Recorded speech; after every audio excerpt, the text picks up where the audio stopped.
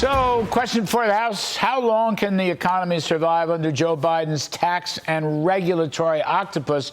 Joining us now is John Carney, Breitbart economics editor and co-author of the Breitbart Business Digest. And back with us, Steve Forbes, very graciously helping us out today.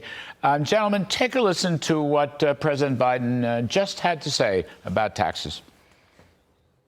Trump is proud of his $2 trillion tax cut in his administration that overwhelmingly benefited the very wealthy and the biggest corporations while exploding the federal debt. Now Trump is saying if he gets elected, he wants to give another. By the way, that tax cut his expires next year, okay? Well, let me tell you something. It's going to say expired and dead forever if I'm not elected. Well, that's just wonderful. Expire and dead forever. Steve Forbes, because you're so gracious, why don't you lead us off? A good piece in today's Wall Street Journal, former Senator Phil Gramm and Mike Solon. Real median household income, just put this stat on the table. Real median household income increased by $5,220 in 2019 alone. That is 49% higher than the previous increase in 2015. And 11 times the average percentage gain over the prior 50 years. In other words, in 1 year, this tax bill that Biden wants to end and expire did better for middle-class people. This is median average people, average families, working families. In 1 year, did better than the entire Obama-Biden presidency. Well, what it underscores is the whole purpose of government is supposed to be to enable people to get ahead. As Lincoln put it, improve your lot in life. Under Trump, they did. So this was simply one of the tools he used, deregulation and some other ones. It worked. Biden, who portrays himself as the tribune of the people, is actually crushing the people. And if he gets away with not only letting these tax cuts expire, but also putting in a 45% capital gains levy and some of the other junk he wants to do, he'll have a Great Depression. We'll be in 1932 again. John, regulatory stuff. Let's just talk for a minute about that. Doug Holtz-Eakin has put out some new numbers on regulations. President Biden's final rule costs are expected to be $1.4 trillion. $1.4 trillion in Biden's. Obama was a paltry $303 billion, bad enough.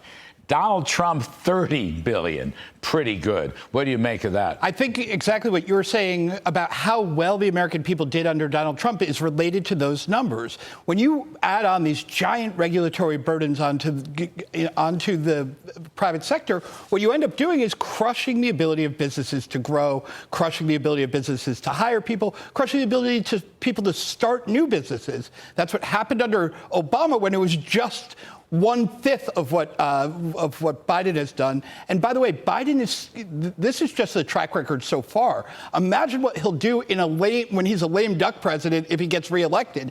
It'll be 4 times what we have right now. Just this week, they put on so many regulations that the American Action Forum said they've never seen a week like this. They put on tailpipe emissions that cost something like $850 billion. They put in new lamp regulations, Larry, because they think our lights are too bright and they're using up too much energy. So, you better adjust your eyes so that you can read in dim light, because they can't find a thing that they don't want to regulate and have punitive regulations on the U.S. economy. You know, Steve Forbes, to all these points, Joe Biden never talks about economic growth, and he pretends to talk about middle-income families, but the reality is the numbers show clearly that Trump's corporate tax cuts help middle-income families better than anything Biden or his predecessor Obama ever did. Why don't they ever talk about growth anymore? Because that's not their agenda. It's very revealing what they don't talk about, because it's about control, every aspect of your life. Alexis de Tocqueville, the great French aristocrat who wrote a great book about the American democracy back in the 1830s, warned that one form of tyranny is nibble away at people's individual freedoms. Not a big thing like speech, but what you can and cannot do. Now you're not going to be able to have sliced cheese anymore in plastic wrappers and stuff like that. Little things like that just demoralize the people. It's all about control. It's modern socialism. You don't have to own the things, you just control everything. This was your opinion. Socialism through the regulatory state. This is what you said over 3 years ago, and you were dead right. A great example of that is under the new tailpipe emissions regulations, they think that we'll have to have 56% of cars be electric vehicles by 2030. Guess what? No, that's just a couple years away. And by the time, and nobody wants the electric cars that they're trying to sell now. They're going to try to force that on the American people by basically declaring our internal combustion engines illegal.